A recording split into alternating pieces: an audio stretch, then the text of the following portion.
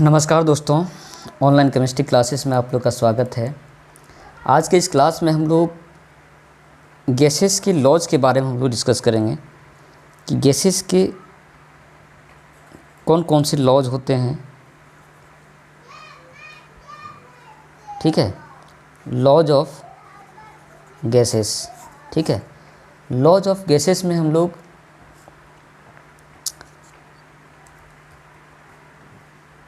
जैसा कि गैस का जो मेजरेबल प्रॉपर्टीज होता है वो हमारा pressure, temperature, volume, number of moles. ठीक है, ये चार तरह का मेन मेजरेबल प्रॉपर्टीज होता है। और चार तरह के मेन मेजरेबल प्रॉपर्टीज में हम लोग यहाँ पे जितने भी लॉज ऑफ गैसेस हैं, यहाँ पे हम लोग क्या करेंगे, नंबर ऑफ मोल्स को हम लोग फिक्स कर लेंगे। ठीक है, जितने भी लॉज हैं उसमें हम लोग नंबर ऑफ मोल्स को फिक्स कर लेंगे। और हम लोग इन तीनों में एक को हम लोग फिक्स करेंगे, दो के बीच में रिलेशन हम लोग देखेंगे। ठीक है, एक को हम लोग फिक्स करेंगे और दो के बीच में हम लोग रिलेशन को देखेंगे। और नंबर ऑफ मोल्स जो है उस सभी में फिक्स रहेगा। ठीक है, सभी में फिक्स रहेगा। तो इस तरह से हम लोग प्रेशर, टेम्परेचर और वॉल्यूम इन तीनों में एक को फिक्स करेंगे। ठीक है, एक को फिक्स करेंगे और दो में रिलेशन हम लोग देखने वाले हैं। ठीक है, तो इस तरह से लॉज ऑफ गैसेस जो हैं उसमें सबसे पहला जो लॉज है वो हमारा बॉयल्स लॉ है। ठीक है, बॉयल्स लॉ। बॉयल्स लॉ क्या कहता है?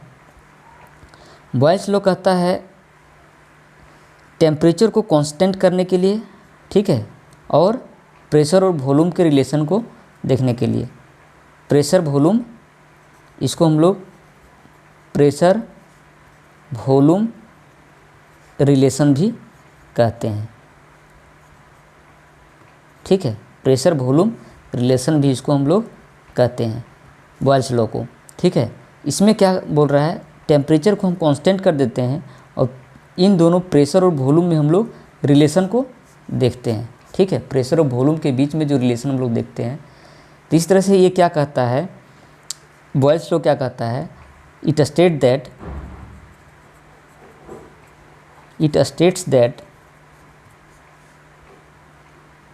At constant temperature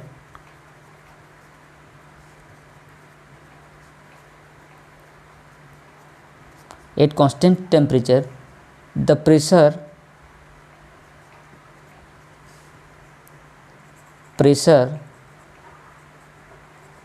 of a given mass of gas is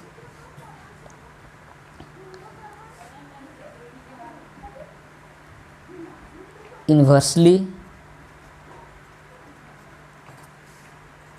proportional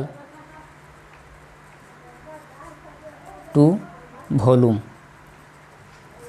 of gas। ठीक है, ये क्या कहता है कि एट कांस्टेंट टेम्परेचर पे क्या होता है, प्रेशर जो हमारा है, ठीक है, of a given mass of a gas, mass जो हमारा यहाँ पे क्या किया है, फिक्स कर दिया है। ठीक है, मास हमारा यहाँ पे फिक्स है, is inversely proportional to volume of gas. ठीक है, is inversely proportional to volume of gas. ठीक है, इस तरह से हम लोग कह सकते हैं कि मैथमेटिकली यदि हम लोग लिखना चाहें मैथमेटिकली, तो इसको हम लोग क्या लिख सकते हैं, pressure is inversely proportional to volume. Pressure inversely proportional to volume at constant temperature. ठीक है, इस तरह से इसके प्रोपोर्शनलिटी को यदि हम लोग हटाएंगे तो क्या होगा, P इक्वल टू K/V होगा। ठीक है, इस तरह से V को इधर यदि ले आते हैं तो PV equal to K, pressure into volume equal to क्या होता है, कांस्टेंट होता है। Pressure into volume equal to constant होता है। ठीक है,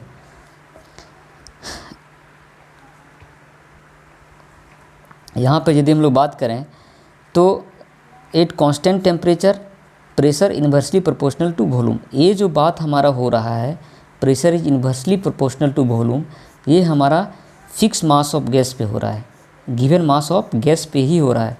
यदि मास हम लोग चेंज करेंगे तो ये हमारा वैलिड नहीं होगा, ठीक है। एक फिक्स अमाउंट ऑफ गैस पर ही ये हमारा लॉ वैलिड होता है, ठीक है। तो इस तरह से हम लोग यदि इसके ग्राफ का यदि हम लोग बात करें तो ग्राफ कैसा होगा इसका, यदि हम लोग ग्राफ का यदि हम लोग बात करें तो ग्राफ इसका जो होगा जैसा कि P इक्वल टू के इंटू 1/v, ठीक है, 1/v।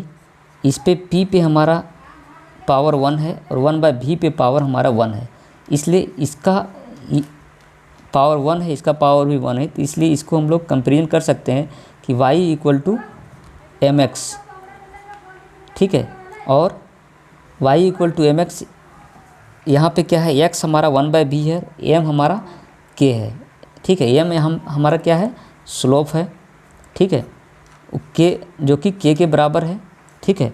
तो इस तरह से इसका ग्राफ का नेचर यदि हम लोग बोलें कि y equal to M X plus C का ग्राफ क्या होता है, स्ट्रेट होता है। y equal to M X plus C का जो ग्राफ होता है वो हमारा स्ट्रेट होता है, ठीक है, स्ट्रेट लाइन होता है। इसका ग्राफ जो होता है वो स्ट्रेट लाइन होता है, ठीक है। तो इस तरह से इसके ग्राफ का यदि हम लोग बात करें तो इसका ग्राफ इस तरह से होगा। इसका ग्राफ जो है वो यदि प्रेशर और 1/v का ग्राफ यदि हम लोग देखें तो ये हमारा स्ट्रेट लाइन होगा। स्लोप जो है सो हमारा क्या है, पॉजिटिव है, तो पॉजिटिव है तो पॉजिटिव डायरेक्शन में जाएगा। तो इस तरह से इसका ग्राफ स्ट्रेट लाइन होगा, ठीक है, स्ट्रेट लाइन होगा। और यहाँ पे हम लोग ये जो है ये हमारा क्या है, टेम्परेचर। टेम्परेचर हमारे यहाँ पे क्या है, कांस्टेंट है। ये हमारा टेम्परेचर का ग्राफ है। तो टेम्परेचर हमारा कांस्टेंट होने के कारण इसको हम लोग आइसोथर्म बोलते हैं, इसको हम लोग आइसोथर्म बोलते हैं, ठीक है। इसी तरह से यदि हमारा प्रेशर वर्सेस वॉल्यूम का यदि हम लोग ग्राफ देखें तो प्रेशर वर्सेस वॉल्यूम का यदि हम लोग ग्राफ देखें तो यहाँ पे PV इक्वल टू कांस्टेंट, ठीक है, pressure into volume equal to क्या होता है, कांस्टेंट होता है। यदि हम लोग प्रेशर वर्सेस वॉल्यूम का यदि हम लोग ग्राफ देखें तो यहाँ पे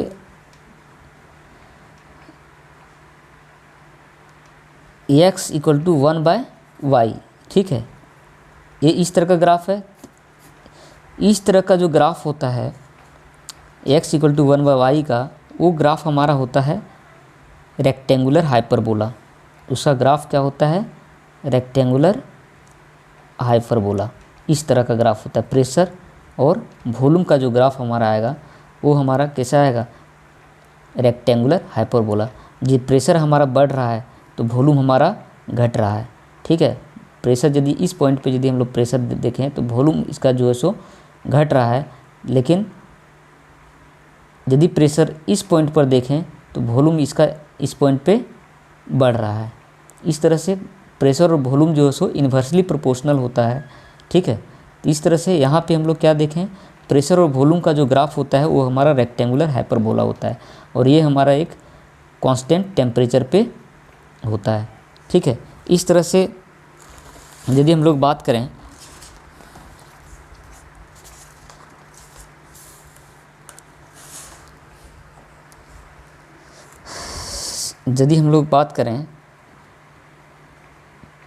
प्रेशर और 1/वॉल्यूम का ग्राफ का,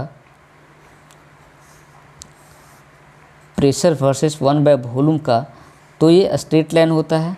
और इस तरह से 3 प्रेशर टेम्परेचर यदि हमारा दिया हुआ है, एक कांस्टेंट टेम्परेचर, ठीक है, 3 स्ट्रेट लाइन दिया हुआ है। ये हमारा T1 है, ये हमारा T2 है, ये हमारा T3 है।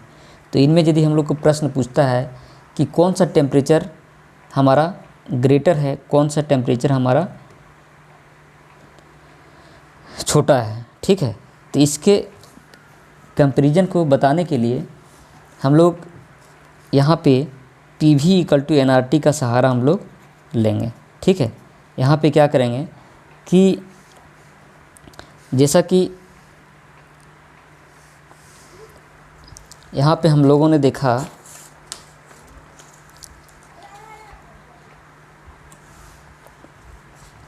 कि यहाँ पे जो K जो हमारा है ये हमारा क्या है, स्लोप के बराबर है, m के बराबर है, ठीक है। स्लोप हमारा क्या है, m के बराबर है, K हमारा m के बराबर है, मतलब K हमारा क्या है, यहाँ पे स्लोप बताता है, ठीक है।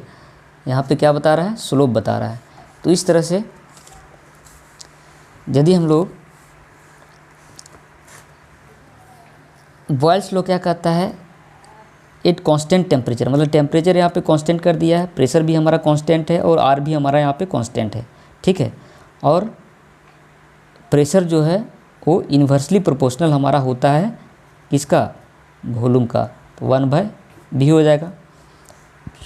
तो ये जो फॉर्मूला है P = nRT 1/v, ये किसके बराबर है, ये किसके बराबर है,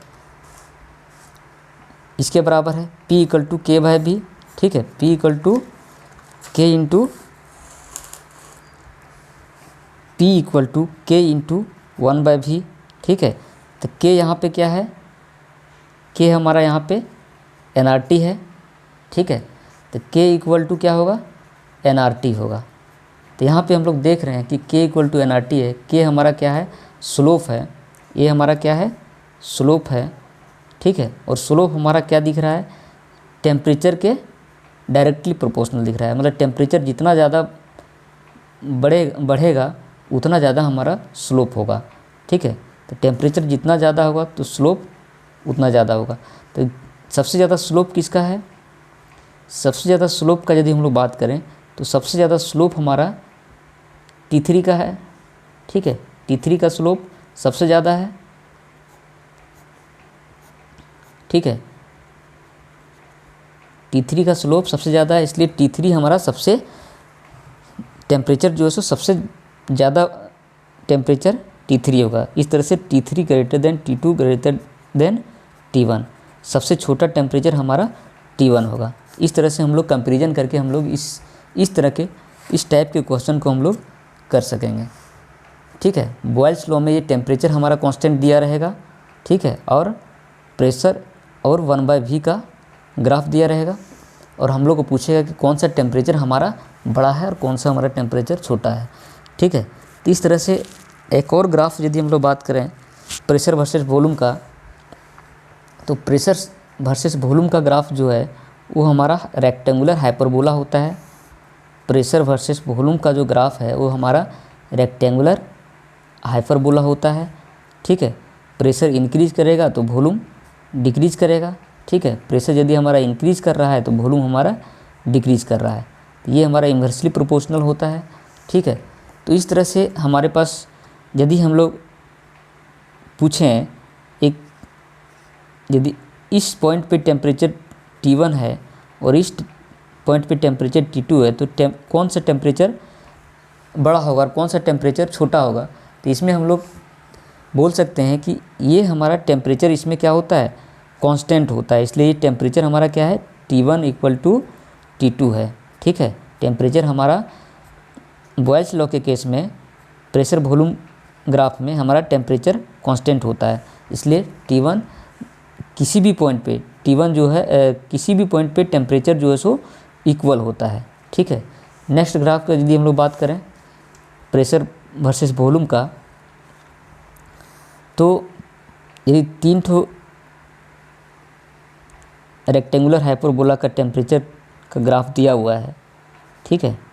इस तरह से एक हमारा T1 है, एक हमारा T2 है, एक हमारा T3 है, तो ये हमारा प्रेशर वर्सेस वॉल्यूम का ग्राफ है।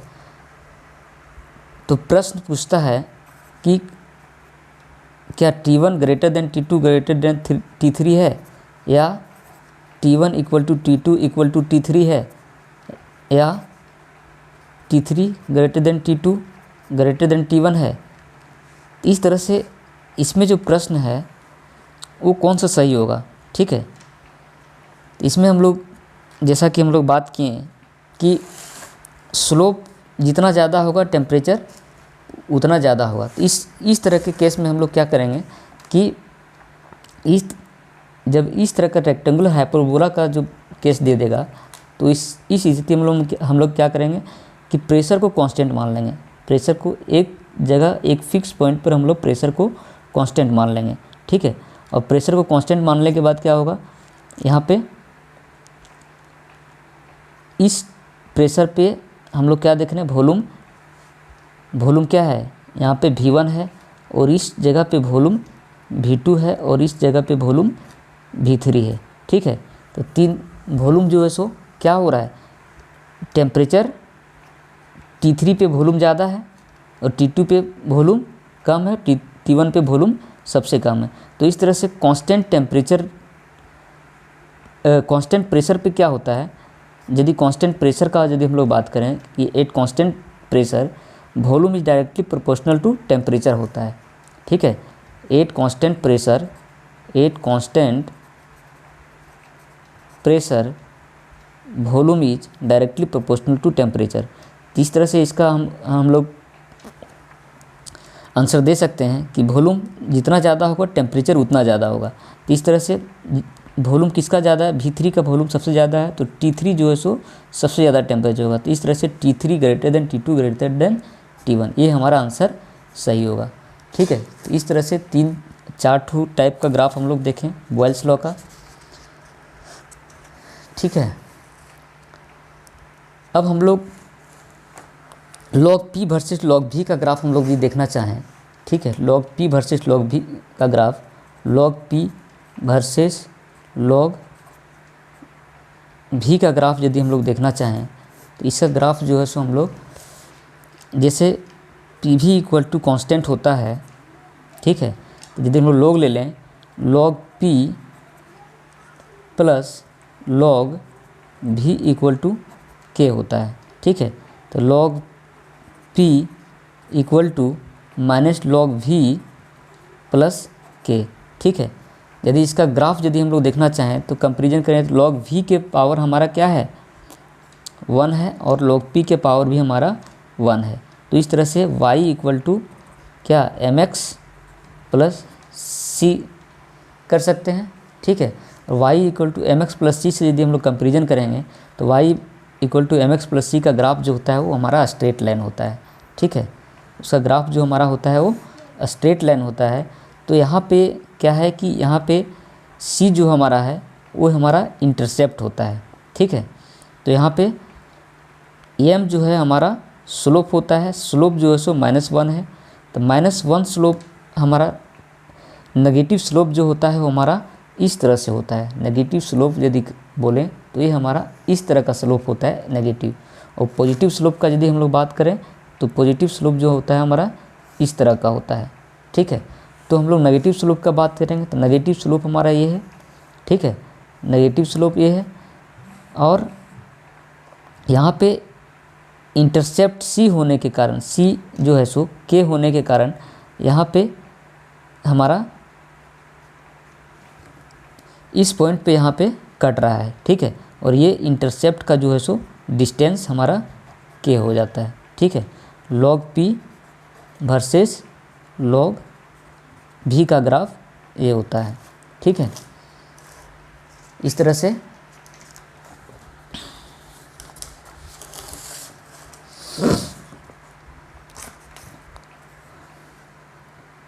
लॉग P का यदि हम लोग log P versus log P का यदि V का यदि हम लोग बात करें तो log P versus log V का ग्राफ तो इस तरह का ग्राफ होता है, ठीक है।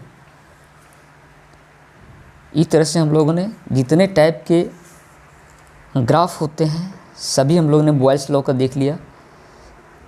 अब हम लोग बात करेंगे दूसरा जो लॉ हमारा है वो हमारा चार्ल्स लॉ है, ठीक है। चार्ल्स लॉ, चार्ल्स लॉ का जो रिलेशन होता है वो हमारा वॉल्यूम और टेम्परेचर का रिलेशन होता है, ठीक है, वॉल्यूम और टेम्परेचर का रिलेशन होता है, ठीक है। जैसा कि 4 वेरिएबल होता है, pressure, volume, temperature, number of moles. Number of moles तो हम लोग को फिक्स रखना है, हमेशा फिक्स रखना है, ठीक है। और यहाँ पे हम लोग प्रेशर को कांस्टेंट कर लेंगे और वी और टी में हम लोग रिलेशन को देखने वाले हैं। वी और टी में क्या रिलेशन होता है, प्रेशर को कांस्टेंट करके यदि हम लोग देखना चाहें तो क्या होगा, ठीक है। तो इस तरह से चार्ल्स लॉ क्या कहता है, it states that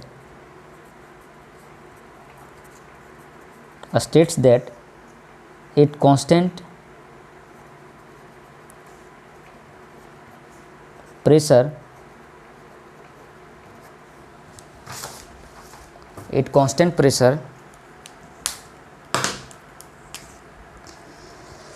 at constant pressure the volume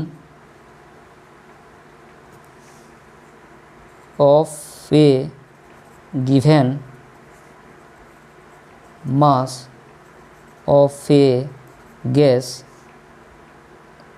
is directly proportional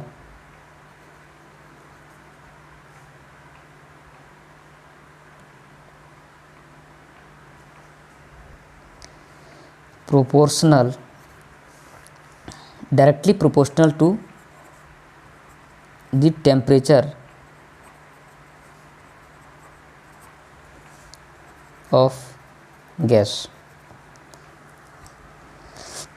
क्या कहता है, it states that at constant pressure पे the volume of a given mass, ठीक है, यहाँ पे भी गिवन मास मतलब मास जो है सो हमारा फिक्स है, ठीक है। Given mass of a gas is directly proportional to the temperature of a gas, ठीक है। टेम्परेचर ऑफ ए गैस, जितना ज़्यादा टेम्परेचर बढ़ाएंगे वॉल्यूम हमारा उतना बढ़ेगा, ठीक है। तो इस तरह से मैथमेटिकली यदि हम लोग लिखना चाहें, mathematically it can be written as volume is directly proportional to temperature, ठीक है। वॉल्यूम डायरेक्टली प्रोपोर्शनल टेम्परेचर का होता है, ठीक है। यदि इसके प्रोपोर्शनलिटी को यदि हम लोग हटाएं तो वॉल्यूम इक्वल टू KT होता है, ठीक है। वॉल्यूम भी इक्वल टू KT। इस तरह से यहाँ पे V/T इक्वल टू K। इस तरह से यदि वॉल्यूम हमारा चेंज होता है, टेम्परेचर चेंज होता है, एक स्टेट से दूसरे स्टेट में यदि हम लोग जाता है, तो इक्वेशन यदि हम लोग लिखना चाहें तो इक्वेशन ऑफ स्टेट क्या होगा, V1/T1 इक्वल टू V2/T2। ये हमारा चार्ल्स लॉ का इक्वेशन होता है, ठीक है। इस तरह से यदि हम इसके ग्राफ को यदि हम लोग बात करें तो इसका जो ग्राफ है वो हमारा, जैसा कि हम लोग को दिख रहा है कि वॉल्यूम V का पावर 1 है और T का पावर 1 है। तो इस तरह से इसको हम लोग कंपेरिजन कर सकते हैं y इक्वल टू mx से, ठीक है। y इक्वल टू mx का जो ग्राफ होता है वो हमारा स्ट्रेट लाइन होता है, ठीक है। y equal to mx plus c का ग्राफ स्ट्रेट लाइन होता है। तो इसलिए इसको हम लोग यहाँ m जो है, यहाँ पे m क्या है, m इक्वल टू यहाँ पे k है, ठीक है, m इक्वल टू k है। इस तरह से इसको यदि हम लोग कंपेरिजन करना चाहें PV इक्वल टू NRT से, ठीक है। PV इक्वल टू NRT क्या है, आइडियल गैस इक्वेशन है, ठीक है, आइडियल गैस इक्वेशन है। इससे हम लोग इसको कंपेरिजन करेंगे, ठीक है। तो यहाँ पे क्या बोल रहा है कि प्रेशर यहाँ पे हम लोग कांस्टेंट बोला है चार्ल्स लॉ के द्वारा, और नंबर ऑफ मोल्स कांस्टेंट है, ठीक है, और R हमारा कांस्टेंट है। वॉल्यूम जो है सो डायरेक्टली प्रोपोर्शनल हमारा टेम्परेचर होता है। तो यदि इसको हम लोग लिखना चाहें V equal to nRT1/P,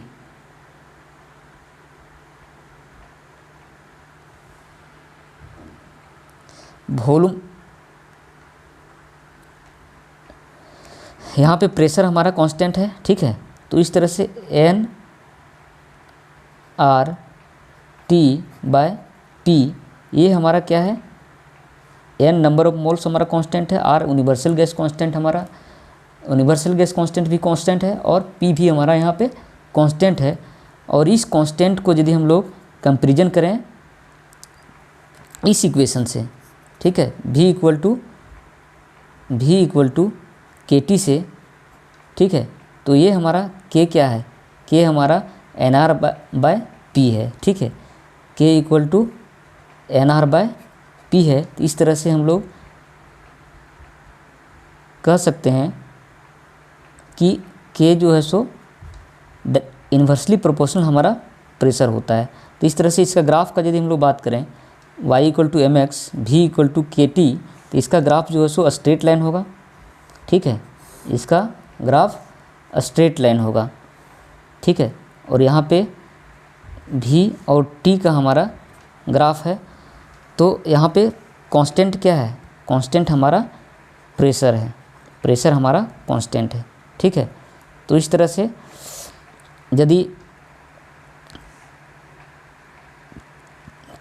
3 line यदि दिया हुआ है, ठीक है, P1, P2, P3, तो हम लोग से पूछेगा कि कौन सा प्रेशर बड़ा है, कौन सा छोटा है, ठीक है। यदि हम लोग का दिया हुआ रहेगा option P1 greater than P2 greater than P3, दूसरा P3 greater than P2 greater than P1, ठीक है, तीसरा P1 equal to P2 equal to P3। तो इस टाइप के ग्राफ में हम लोग कैसे बता सकते हैं कि P1 बड़ा है कि P2 बड़ा है कि P3 बड़ा है। तो इसके स्लोप को हम लोग देखेंगे कि जिसका स्लोप को हम लोग कंपेरिजन करेंगे, ठीक है। स्लोप जितना ज़्यादा होगा प्रेशर उतना कम होगा, ठीक है, प्रेशर उतना कम होगा। जितना ज़्यादा स्लोप होगा, स्लोप सबसे ज़्यादा इसका है तो प्रेशर सबसे कम इसका होगा, ठीक है। प्रेशर सबसे कम P1 का होगा, सबसे ज़्यादा प्रेशर हमारा P3 का होगा, तो P3 greater than P2 greater than P1 होगा, ठीक है। इस तरह से हम लोग कंपेरिजन कर सकते हैं, ठीक है। स्लोप को हम लोग देख करके इसके स्लोप को PV इक्वल टू NRT से हम लोग कंपेरिजन करके इसके प्रेशर को बता सकते हैं कौन सा प्रेशर बड़ा होगा, कौन सा प्रेशर हमारा छोटा होगा, ठीक है। इस तरह से इसके और भी ग्राफ होते हैं, ठीक है। इसके ग्राफ को हम लोग डिस्कस कर लेते हैं।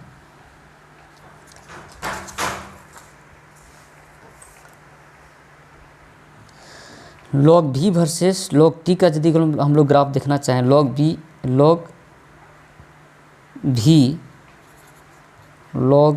V वर्सेस लॉग T का यदि हम लोग ग्राफ देखना चाहें तो हम लोग लॉग लेंगे सबसे पहले, V इक्वल टू क्या होगा, KT होगा, ठीक है। तो लॉग यदि हम लोग लेना चाहें तो log V equal to log K plus log T होगा, ठीक है। तो इसका ग्राफ का कंपेरिजन यदि हम लोग करें तो log V equal to log T plus log K, तो लॉग इसको लॉग V के पावर कितना है, 1 है, लॉग T के पावर कितना है, 1 है। तो इस तरह से 1 1 होने के कारण ये हमारा कंपेरिजन यदि हम लोग करना चाहें y equal to M X plus c से, तो यहाँ पे m जो है हमारा स्लोप है, स्लोप यहाँ पे कुछ नहीं है मतलब 1 है, ठीक है। तो इस तरह से y equal to M X plus C का ग्राफ जो होता है वो हमारा स्ट्रेट लाइन होता है, ठीक है। स्ट्रेट लाइन होने के कारण ये हमारा इस तरह का ग्राफ होगा, और ये हमारा लॉग V और लॉग ये हमारा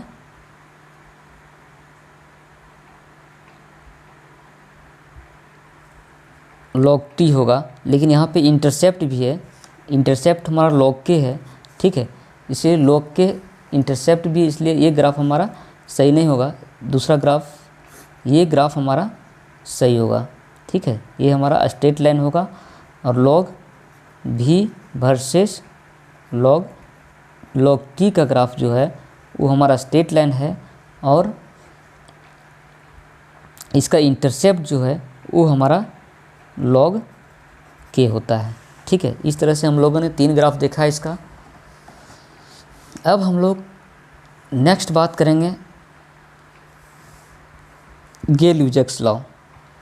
ठीक है, थर्ड जो लॉ हमारा है वो हमारा गे-ल्यूजेक्स लॉ है। ठीक है, इसको हम लोग pressure temperature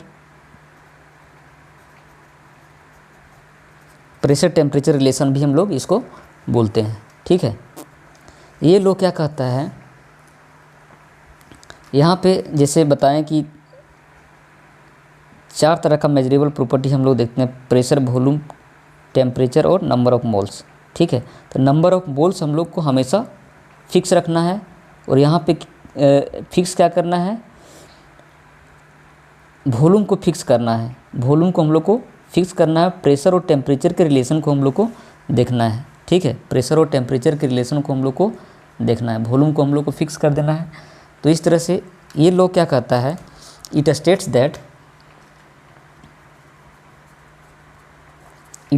that at constant volume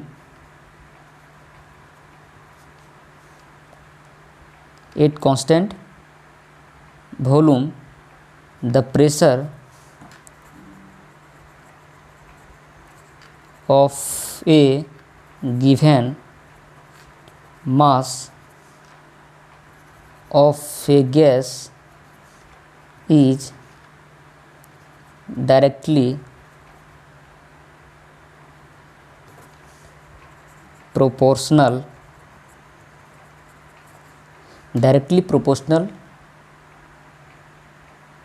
to temperature.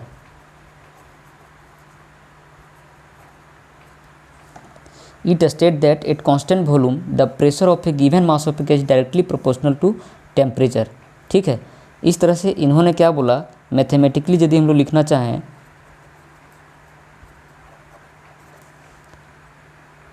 Pressure is directly proportional to temperature होता है। ठीक है, इसके अनुसार से एट कांस्टेंट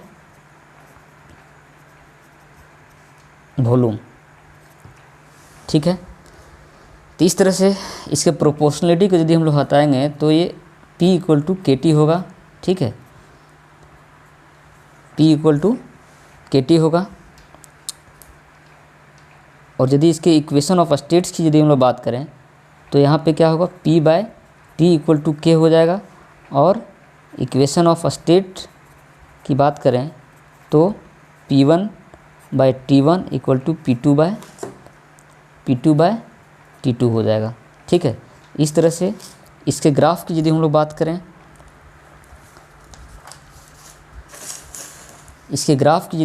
करें, P इक्वल टू KT, तो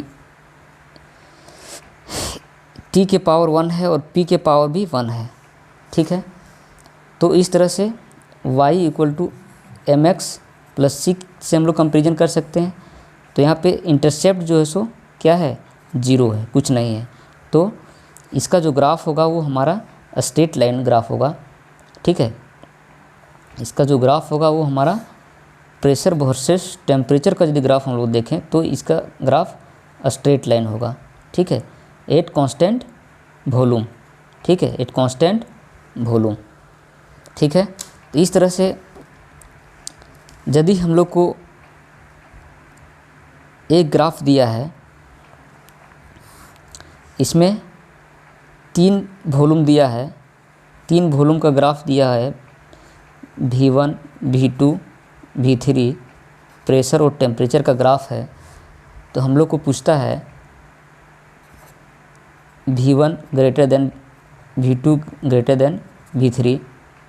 दूसरा प्रश्न हमारा है V3 greater than V2 greater than V1। तीसरा हमारा है V1 equal to V2 equal to V3। इनमें से कौन सा होगा? तो इस तरह के प्रश्न को सॉल्व करने के लिए सबसे पहले हम लोग कंपेयर करेंगे कि y = mx + c। ठीक है, यहाँ पे हम लोग m जो है वो हमारा क्या है, स्लोप है। m जो है सो k के बराबर है। ठीक है, m हमारा k के बराबर है, m हमारा क्या है, k के बराबर है। ठीक है, इस इक्वेशन को हम लोग PV = nRT से, आइडियल गैस इक्वेशन से यदि हम लोग कंपेयर करें तो यहाँ पे क्या बोलता है, गेल-लुजैक्स लॉ बोलता है कि वॉल्यूम को हम लोग को यहाँ पे फिक्स कर देना है। वॉल्यूम हमारा कांस्टेंट है, n भी कांस्टेंट है, r भी कांस्टेंट है। Pressure directly proportional to temperature होता है। तो P = nR/v और इस तरह से हमारा होता है। तो nR/v जो है और P = kT, इस पे यदि हम लोग कंपेरिजन करें k को और nR/v, ये दोनों इक्वल होगा। तो k = nR/v, ये हमारा क्या है, इससे हमारा क्या पता चल रहा है, कांस्टेंट जो हमारा है, ये तीनों हमारा कांस्टेंट है। n भी कांस्टेंट है, r भी कांस्टेंट है, v भी कांस्टेंट है। तो ये कांस्टेंट हमारा k के बराबर होगा और k के बराबर nR/v है, तो k इन्वर्सली प्रोपोर्शनल वॉल्यूम होगा। ठीक है, k इन्वर्सली जितना ज़्यादा वॉल्यूम होगा k उतना कम होगा। ठीक है, तो इस तरह से वॉल्यूम k हमारा क्या है, k हमारा स्लोप है। ठीक है, ग्राफ का स्लोप है। यदि ये स्लोप हमारा जितना ज़्यादा होगा वॉल्यूम उतना कम होगा। ठीक है, वॉल्यूम उतना कम होगा। तो ये सबसे ज़्यादा V1 का स्लोप है, तो वॉल्यूम सबसे कम इसका होगा। सबसे ज़्यादा वॉल्यूम हमारा V3 का होगा। तो V3 > V2 > V1, ये हमारा आंसर हमारा सही होगा। V3 सबसे ज़्यादा होगा। ठीक है, उसके बाद V2 होगा, उसके बाद V1 होगा। तीसरा से हम लोग दूसरे तरह का ग्राफ यदि हम लोग देखना चाहें तो log P versus log T का यदि हम लोग ग्राफ देखना चाहें तो इसका ग्राफ सबसे पहले हम लोग P = KT लेते हैं और इस पे log लेंगे। P = log P log K + log T। ठीक है, तो इस तरह से log P = log T + log K हम लोग देख रहे हैं कि T की पावर 1 है और P के पावर भी 1 है। तो इस तरह से हम लोग देख रहे हैं दोनों इक्वल है, इसलिए ये जो ग्राफ है ये हमारा y = mx + c का ग्राफ है, जो कि हमारा स्ट्रेट लाइन ग्राफ होता है। ठीक है, स्ट्रेट लाइन ग्राफ होता है। इसका ग्राफ यदि हम लोग ड्रॉ करना चाहें तो इसका ग्राफ जो होगा, यहाँ पे इंटरसेप्ट हमारा log k है। ठीक है, log k intercept y axis में है। y एक्सिस में हमारा यहाँ से जो है सो स्ट्रेट लाइन हम लोग ड्रॉ करेंगे। ये हमारा यहाँ से यहाँ तक क्या है, log k है। ठीक है, log p versus log t का ग्राफ हमारा ये होगा। तो इस तरह से ग्राफ से बेसिस जितने भी प्रश्न हमारे आ सकते थे सारे टाइप के हम लोगों ने कर लिया। अब हम लोग बात करते हैं नेक्स्ट जो लॉज है वो हमारा एवोगाड्रोज लॉ है। ठीक है, चौथा जो लॉ है वो हमारा एवोगाड्रो लॉ है। ठीक है, एवोगाड्रो लॉ क्या कहता है, it states that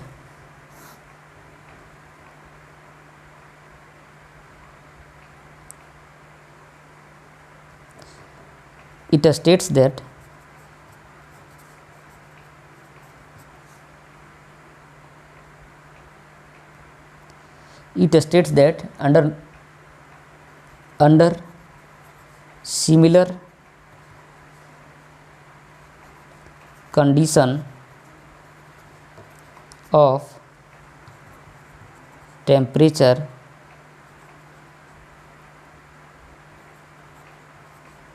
and pressure, volume is directly proportional to number of moles। ठीक है, under similar condition of temperature and pressure, ठीक है, टेम्परेचर प्रेशर को हम लोग यदि कांस्टेंट कर देते हैं, ठीक है, तो वॉल्यूम जो है सो डायरेक्टली प्रोपोर्शनल होता है नंबर ऑफ मोल्स के। मैथमेटिकली यदि हम लोग लिखना चाहें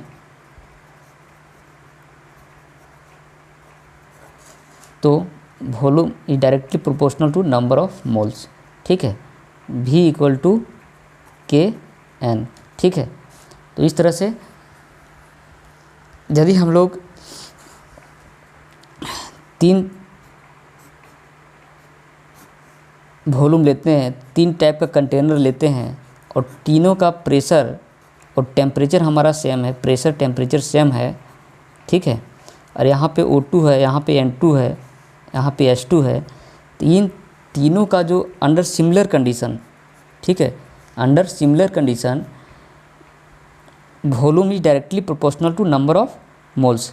इसका जो वॉल्यूम होगा, ठीक है, वो directly proportional to number of moles होगा, ठीक है, जितना नंबर ऑफ मोल्स होगा उतना वॉल्यूम होगा। इसी तरह से इसका भी जितना नंबर ऑफ मोल्स होगा उतना ही नंबर ऑफ वॉल्यूम होगा, ठीक है। Volume is directly proportional to number of moles, जितना ज़्यादा वॉल्यूम होगा उतना ज़्यादा नंबर ऑफ मोल्स होगा। इस तरह से अंडर सिमिलर कंडीशन सारा का वॉल्यूम सेम है तो नंबर ऑफ मोल्स भी हमारा सभी का सेम होगा, ठीक है, सभी का नंबर ऑफ मोल्स भी हमारा सेम होगा। अंडर सिमिलर कंडीशन का हम लोग बात कर रहे हैं। इस तरह से जितने लॉज थे हमारे गैसियस स्टेट के, सारे लॉज हम लोगों ने ख़त्म कर लिया। तो आज के लिए इतना ही, तब तक के लिए नमस्कार। फिर हम लोग आगे गैसियस स्टेट को पढ़ेंगे नेक्स्ट क्लास में।